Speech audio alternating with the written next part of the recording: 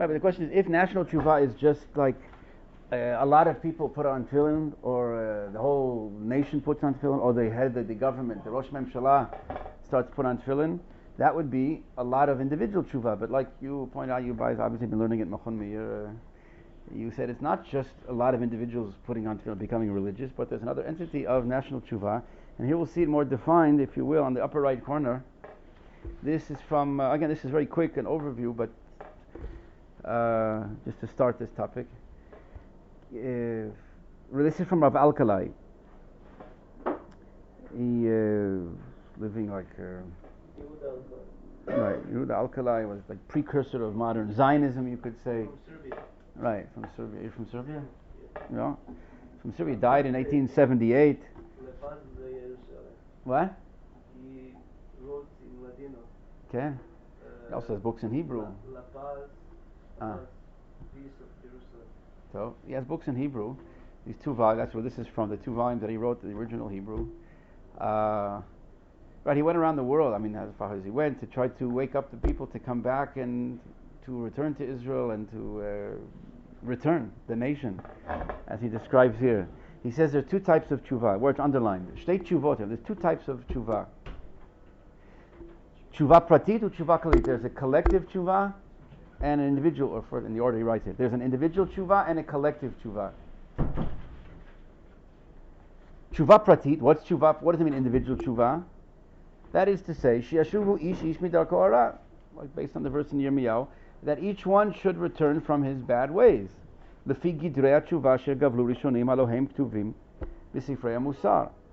In other words, everyone has his different things that the books talk about. If you did something wrong, you have to fix this, and that's why it's called individual tshuva. Why?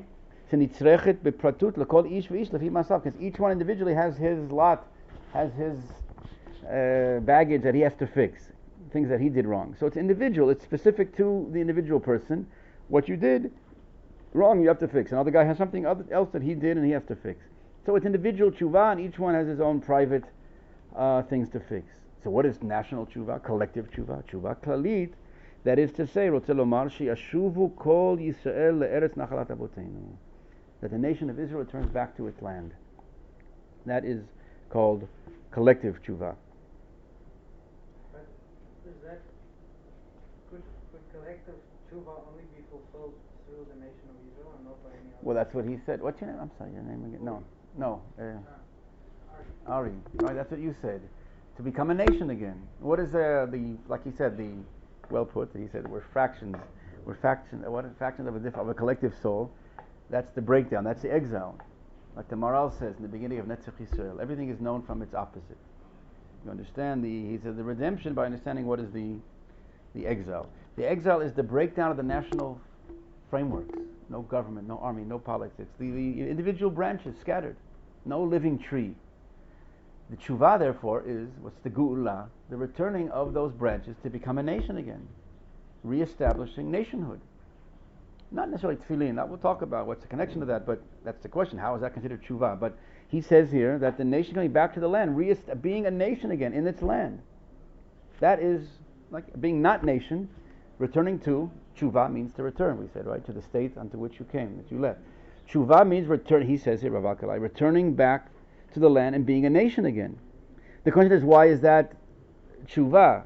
In other words, that's not what we call religious. Something religious, it means tshuva, right? Something you do mitzvot.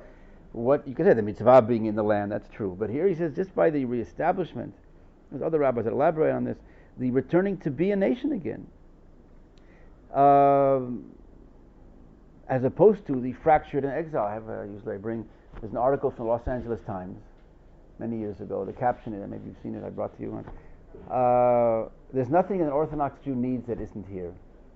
That's the headline, the caption of the title of the article in LA. There's nothing an Orthodox Jew needs that isn't here. So what are we missing? We have Shabbat, we have Kashrut, we have kosher food, right? Kosher, they have a list there of all the kosher delis and the different things. So what are we missing? Indeed, what are they missing? They feel they have Judaism.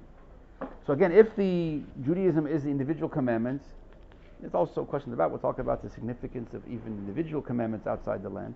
But they have kosher food and tefillin there. So what are they missing indeed? The whole national essence, we said, the whole national tree, the whole life of the nation, of the kingdom of priests and holy nation, the whole goal of Judaism. It's not to be private. God does not come down to the individual. Like all these things we said before, that's not the full Torah. That's not the full sanctification of God's name in your private kitchen. Right? The Gemara says in Brachot, page 8a, that when the temple is destroyed, the Jews are in exile, God only has his 4 cubits of halacha. His name is now limited to the individual domain. That's true, individual domain, but that's a limitation. That's a very small sanctification of God's name in the private individual domain, as opposed to what Yechezkel 36 says, come back to the land and do my sanctification of my big name, the full name, the grand ideal, the universal goal. What you're supposed to do in the world is not just to your brownie points to get a world to come, but to fix this world, to raise all by being a holy nation, encompassing all of life and uplifting all of life, infusing all of life with its true meaning. That you don't have in the exile. What do you mean, what are you missing in exile? I have Shabbat and Kashrut. Yeah, but the whole neshama, the divine goal that flows through a living nation, that sanctifies all you're lacking, which is the main, like I said, the main essence of all of Torah, the main uniqueness. Non-Jews can also be holy individuals. Not to be Jewish to be only a good person, but to link up, to manifest this name of God, the total name, the white light, not just a little one of the colors, but the fullness of God's name. That for that He created a nation. That we say the blessing every morning. You've chosen us from the nations to be a nation, a collective, a national collective holiness. So the tshuva that he mentions here, returning back to the land, that is to return to, first and foremost, that national collective. To be a nation again, to have that tree again. The question is, how does that take place? How do we come back to be that holy nation again? Does it come back all at once? The Jews come back to the land, they're holy, they're perfect, they're religious, and we manifest holiness in life? Or can it be that there are stages? It's not all at once. It's not all complete, all perfect, all, let's call it religious right away. First there's a national rebirth. The question is, what is that worth? If they come back to being a nation again, but if it's without individual tshuva, is it worth anything? That's what we have to talk about. What is the relationship to national tshuva that he talks about and individual tshuva? Are they not mutually exclusive, but can they come one without the other? Or is there an order? First you have to be individual religious. Everyone has to do tshuva in America. And then we'll make aliyah and we'll be a religious state. Or can there be a national tshuva? They come back to the land and then comes the individual tshuva? How does it work? So that we'll see the next source. Again, this will more elaborate, I would say, in the regular year of Israel's redemption. But now we have one more class. No, this is the last class of this year, right? Of this first, certainly this year, but also So we'll just try to do quickly an overview. In the next source from the Meshech Chochmah, this is the Or Sameach. That's the Or Sameach is Rav Meir Simcha from Dvinsk. He has the famous book on the Rambam called the Or Sameach. So he's known as like the Or Sameach, like the Chafetz Chaim is known by the name of his book. Rav Yisrael Meir Kohen, so too the Or Sameach is known as the Or Sameach. That's one of his books, but he also has a book, commentary on the Torah, the Meshech Chochmah, an amazing volume.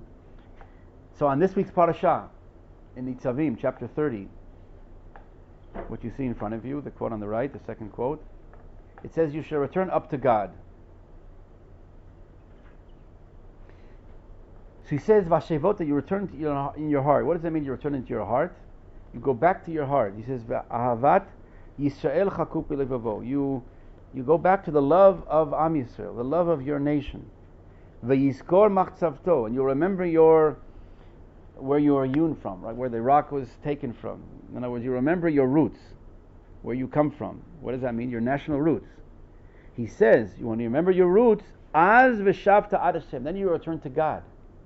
First you'll return to your heart, in other words, to your national collective roots, and then you return to God. Now I underlined here what he says. Ki acharei asher yashuv el amo, after you return to your nation, certainly you will return to the God.